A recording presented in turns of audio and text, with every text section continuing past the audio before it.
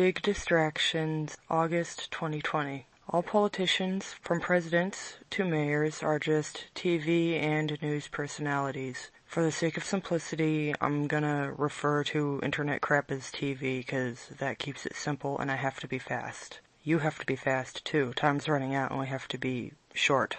Governors are media personalities, exactly like all celebrities and athletes and anybody else who's famous. All famous people. Some of them don't even exist, and there's a lot of dual roles, and that's just how it is. Hollywood for ugly people, referring to politics.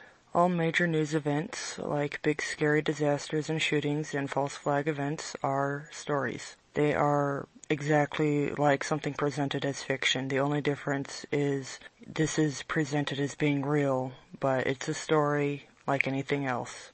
Predictive programming is just showing the public the script for future news and personality events. And by personality events, that means scandals about people on TV.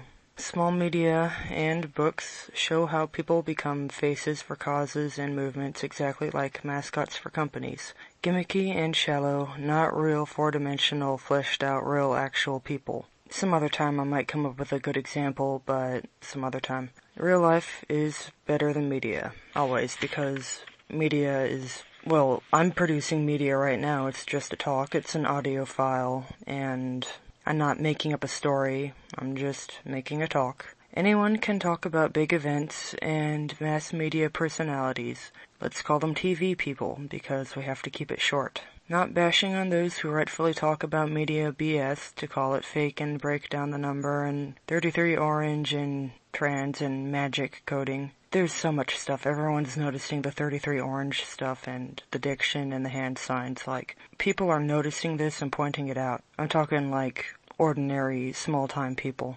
But once it's been said, it's been said. Add to it, but don't dwell on a large work of fiction. When the story is over, it's time to close the book. When you get the message, hang up the phone. You can't just sit there and go on forever and ever about something that happened in a story.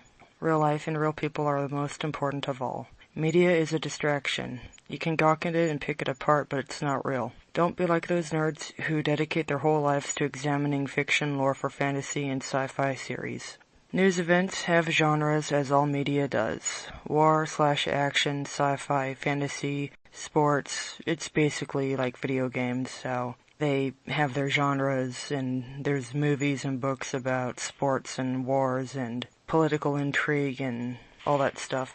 Beware of shills that are on all sides. The controllers got all their bases covered. That CGI deepfake video of alt/far-right people made to appeal to people of that ideology ties in with far-right honeypots. That refers to some video of a blonde-haired, blue-eyed castrato talking about being alt-right and bashing on SJWs, but people were speculating that it was a CGI creation. It's possible because if you see that open dream AI stuff where it's all kind of fake psychedelic and covered in eyes and dog noses and it looks like a fish, like they'll present that to you as being the current state of deep fake, but there's could possibly be a very highly advanced real version that they don't tell you about. There's left-wing honeypot stuff too. All bases are covered. They want to trap all confused and lost real people of all mindsets and leanings. Don't do politics. It's bad for you. The only winning move is not to play. Don't do politics. It's all rigged. Even office and high school politics are a sham. All popularity is a sham. Bread and circuses. They want to keep everyone looking at screens or media instead of real life. They never ever show real true people in major media, very rarely sometimes in zero budget, extremely local stuff. They might show a real woman or a male being a freak. You could probably think of a few examples like Cosmo Wright or Narcissa Wright as one example. Real life women can be successful in local business, but they won't be given media publicity beyond newspaper and extremely local news. And when I talk about newspaper, I also mean, the same thing on the internet, just a newspaper website. When an event happens in Washington, for example, and it gets news-wide coverage, but all the different news companies in various other states have different details not present in Washington coverage of Washington event. I don't have energy, but there are examples of this, but I have to move on. Random thing to consider. COVID-19 social distancing, 6 feet. Yeah, they keep saying 6 feet apart. 1 foot is 12 inches, and that's 6 times 2, so with the word 6, it is 666 coded. Back on the main thing, most influential things are not TV crap, but real life actual real things and real people in our own lives. We live in very impersonal consumer culture, lots of sweatshop-made clothing and toys, standardized fast food, in quotes, uniformly rigid, same things you can find everywhere. Like all the McDonald's, all the Starbucks. It's not something you make at home. It's not something necessarily that your family would cook for you, and this is normal. How often do you know about people making their own food, clothes, toys, tools, buildings, etc.?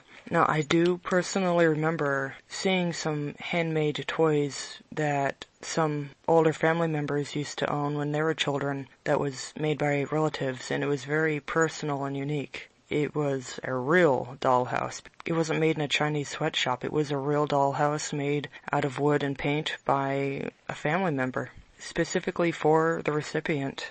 Often people that make or receive stuff made from scratch are made fun of and seen as poor and inferior. Yeah, these people do tend to get targeted for mocking. It's like the people mocking them, it's like they've been paid by companies that outsource to China, except they're not being paid. But it's like they are, Mass-produced shit is regarded as superior and standard.